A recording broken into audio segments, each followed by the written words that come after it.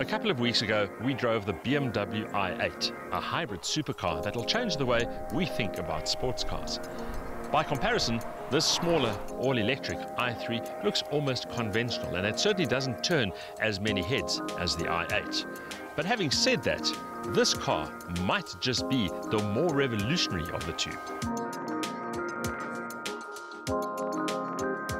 You see, while the i8 is all about proving that sustainability and sports car dynamics can go hand in hand and that efficiency can be sexy too, the i3 is an all-electric car intent on tackling the more pragmatic challenges of family motoring, where space and practicality have to go hand in hand with ease of use, safety and, vitally, operating range.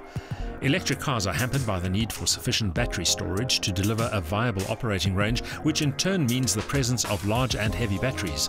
The i3 uses advanced carbon fiber reinforced plastics to counter the weight of the batteries and positions the batteries centrally and low on the chassis to benefit weight distribution and a lower center of gravity. The shape of the BMW i3 emphasizes space and a compact footprint, plus the need to accommodate at least 4 passengers and all that hardware, including the electric motor. But of course, it's also a very unconventional looking car, especially with those suicide doors and the very tall, very narrow wheels and tires. Everything about the i3's shape is functional. The tall roof, generous glass areas and wide opening doors ease access and create the impression of a much bigger car. The wheels are located at each corner, maximizing space, and the tall and narrow wheel and tire combo benefits both rolling resistance and aerodynamics. Clever treatment of the side glass prevents the profile from becoming slab-sided while adding visual interest. Similarly, the contrast between the silver and glossy black body surfaces emphasizes the futuristic presence of the BMW.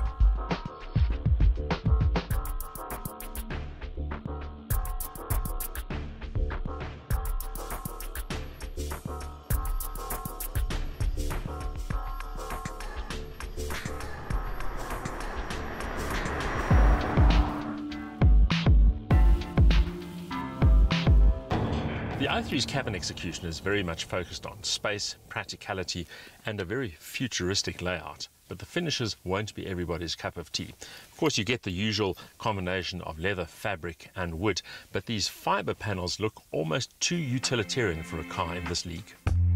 Those panels are made from a compound called kenaf, a fibrous plant cultivated specifically for the fiber and fabrics produced from it. Of course, it's 100% organic and sustainable, which makes it the perfect candidate for use in the i3. The test car features what BMW calls the loft equipment line, which links eucalyptus wood finishes to coarse-grained leather and a climate-active wool fabric. But there's also lots of tech, including the carbon fiber safety cell, which is clearly visible, and the electronic displays for both the instrument cluster and the iDrive system. The switchgear is intuitive even for those not accustomed to BMW's ergonomics.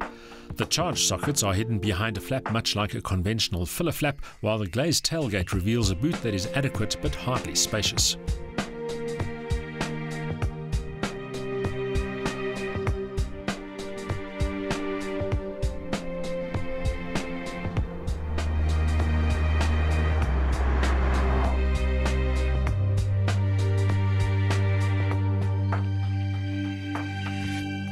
If you expected to find an engine under the bonnet of the i3, you'll be disappointed because the electric motor that powers this car is tucked away out of sight. Peak power 125 kilowatt, maximum torque 250 newton meters, and considering that this car weighs less than 1,200 kilos, it's no surprise that the dynamics are quite zippy.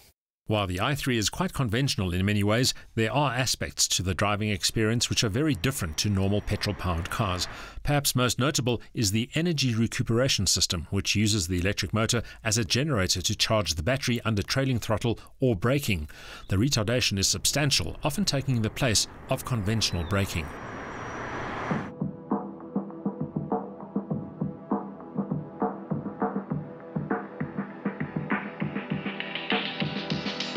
We tend to think of electric cars in the context of golf cars, But in the case of the i3, nothing could be further from the truth. Because the electric motor responds instantaneously to throttle input, acceleration is actually quite startling. 0 to 100 time 7.9 seconds, the top speed 150 kilometers an hour. But the big question with this car, of course, is range. BMW says real-world range somewhere between 120 and 160 kilometers on electric power only. But this particular i3 has an ace up its sleeve. It's called the range extender. The range extender consists of a small 650cc petrol engine borrowed from BMW's motorcycle division and called into action only when the battery charge level starts running low. While it can't replenish the battery at the same rate as the electric motor consumes power, it does extend operating range substantially and thus allows the i3 to be used over longer distances. When I drove BMW's i8 supercar recently, I said that I'd experienced the future of motoring. But the problem with that car is that it's too impractical and too expensive to ever be a mainstream option. The i3 might not be cheap, but it's certainly more pragmatic, more practical and more spacious. More importantly, it's also fun and entertaining to drive. And with a range extender, it actually can go quite a long way as well. So the question is this the future of motoring? Given its price point, the i3 is not a mainstream model, but the technology will certainly become more mainstream and cheaper, making the i3 a true pioneer of next-generation motoring.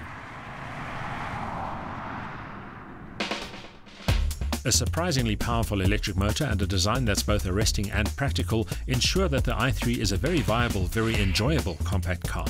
The range extender is a must for anyone planning on anything more than urban commuting, and the boot isn't the biggest, but the i3 is a significant car in every respect.